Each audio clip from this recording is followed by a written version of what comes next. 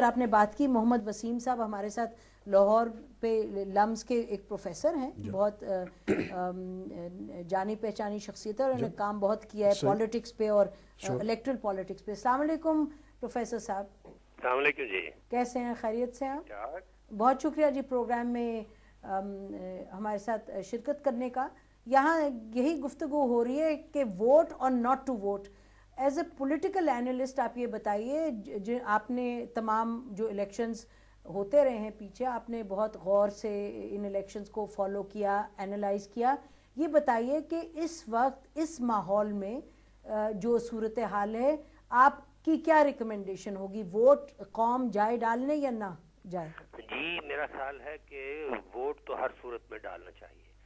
تو یہ کنفیوژن 2 مہینے پہلے جب شروع ہوئی تو اس کا بنیادی جو نقطہ تھا وہ یہ تھا کہ جو سٹرکچر ہے اس وقت جس کے تحت الیکشن ہو رہے ہیں وہ لیجیٹیمیٹ ہے کہ نہیں ہے، اور اگر یہ نہیں ہے تو اگر یہ رولنگ سیٹ اپ الیکشن کرواتا ہے تو ظاہر ہے کہ وہ پہلی بات تو یہ ہے کہ کانسٹیٹیوشنلی اس کی حیثیت جو ہے مشکوک ہے، اور دوسرا یہ کہ جو الیکشن کروائے جائیں گے ان کا جو ریزلٹ ہوگا وہ آلریڈی طے شدہ ہوگا، اس لیے اس الیکشن میں حصہ لینا صحیح نہیں ہے۔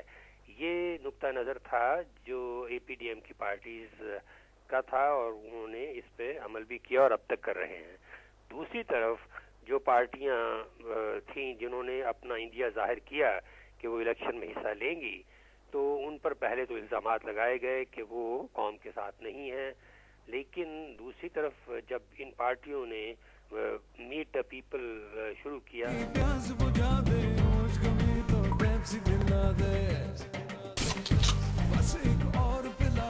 انتھوزیازم ایک جذبہ پایا جاتا ہے کہ کئی سالوں سے چونکہ انہوں نے پولیٹیکل پارٹیسپیشن کے حوالے سے کسی سرگرمی میں حصہ نہیں لیا تھا، اس لیے وہاں پہ لوگوں کی رضامندی نظر آئی۔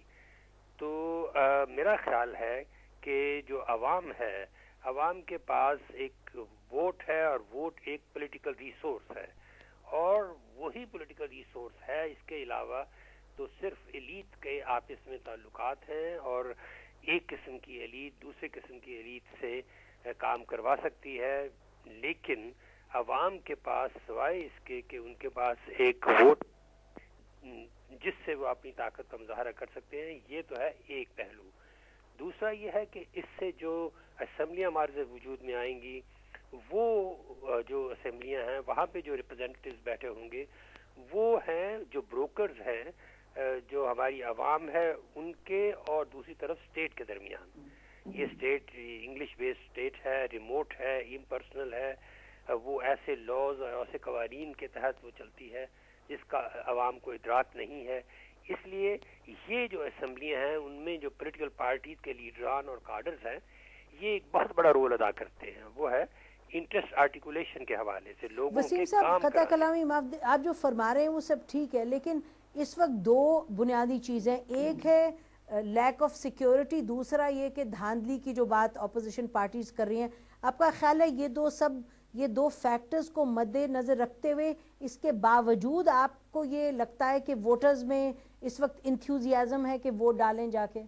میرا خیال ہے جی کہ دھاندلی، پہلی بات تو ہے وائلنس کے حوالے سے جو بات آپ کہہ رہی ہیں وہ صحیح ہے کہ اب جو پبلک ریلیز ہیں ان میں تھوڑی بہت ٹھنڈک پڑ چکی ہے۔ لوگ اب سوچتے ہیں کہ میٹنگز میں جانے کا مطلب ہے اپنی جان کو ہتھیلی پہ رکھ کے جانا، تو وہ تھوڑا بہت اس میں کمی آئی ہے، اگرچہ لوگ اب بھی جا رہے ہیں، لیکن وہ والی بات نہیں جو ایک میلے کا سما ہوتا تھا پہلے۔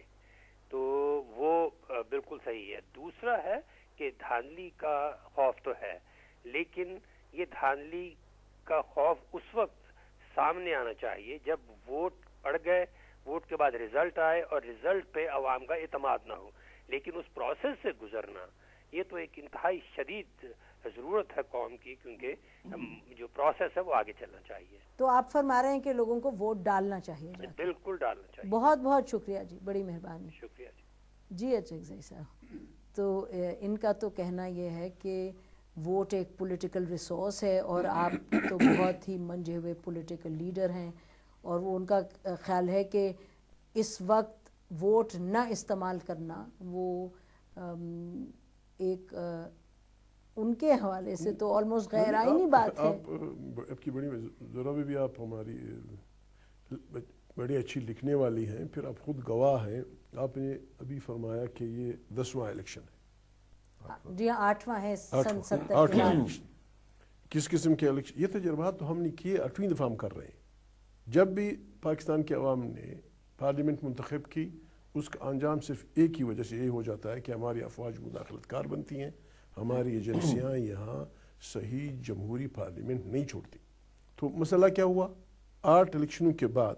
مسئلہ یہی ہے کہ اگر ووٹ کرنا ہے پروفیسر صاحب بھی کریں، باقی ہمارے دو ساتھیوں نے جو بات کی ہم بھی کریں گے لیٹ اس ووٹ. آپ 2 باتوں پہ ووٹ کریں. آپ پاکستان کے عوام سے پوچھیں کہ اس ملک پہ حکمرانی کا حق 16 کروڑ انسانوں کا ہے یا افواج پاکستان کا؟ رزلٹ آپ کے پاس آ جائے گا. اپوزیشن پارٹیز تمام لوگ کہیں گے کہ ہماری عوام کا. صاحب جو انٹرسٹنگ چیز ہے کہ اپوزیشن آپ لوگوں نے جو اپنی مہم چلائی اور لائرز نے جو چلائی، اس کا ایک جو پازیٹیو امپیکٹ ہوا وہ یہ ہوا کہ جو اپوزیشن پارٹیز ہیں مین، وہ جو باتیں آپ کہہ رہے ہیں کہ آرمی کا کانسٹیٹیوشنل رول ہے، اس سے زیادہ کوئی رول نہیں ہے، وہ یہی ایشوز کو لے کے آگے جا رہی ہیں. تو جو آپ جس چیز کے لیے کھڑے ہوئے ہیں اس وقت، تو آپ کی تو اڈاپٹ کیا ہے انہوں نے مین اسٹریم پارٹیز نے، تو کیوں نہ لوگ ووٹ ڈالیں جائیں؟ ابھی تو میں اس کو کنسٹیٹیوشن تو نہیں کہتا. کنسٹیٹیوشن کی شکل حیت اتنی بگاڑ دی گئی ہے کہ اب نیشنل سیکیورٹی کونسل ایک کنسٹیٹیوشنل ادارہ بن گیا ہے.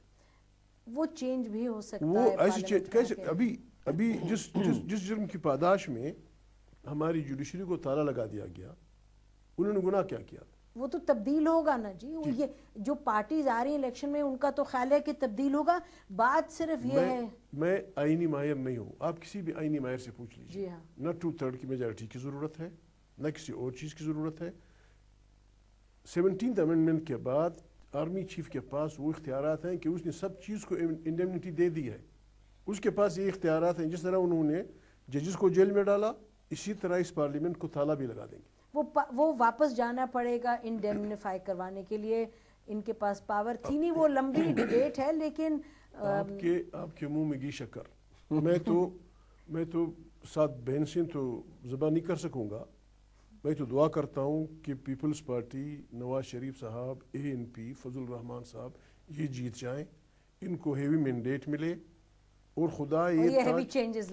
خدا یہ تاج ان کے سر پہ رکھے کہ وہ ہمیں ایک نیا جمہوری پاکستان دے سکے. انشاءاللہ. جو ناممکن ہے وہ دے نہیں سکتے. چلیں دیکھتے ہیں. جی پلیز دیکھتے ہیں اس کو. میرا خیال ہے کہ بڑی اچھی گفتگو رہی اس سیگمنٹ میں. آپ کا بہت بہت شکریہ دونوں کا آنے کا. یہ سیگمنٹ ہم یہاں ختم کرتے ہیں. بریک کے بعد دوسرے سیگمنٹ پہ ہم چلیں گے.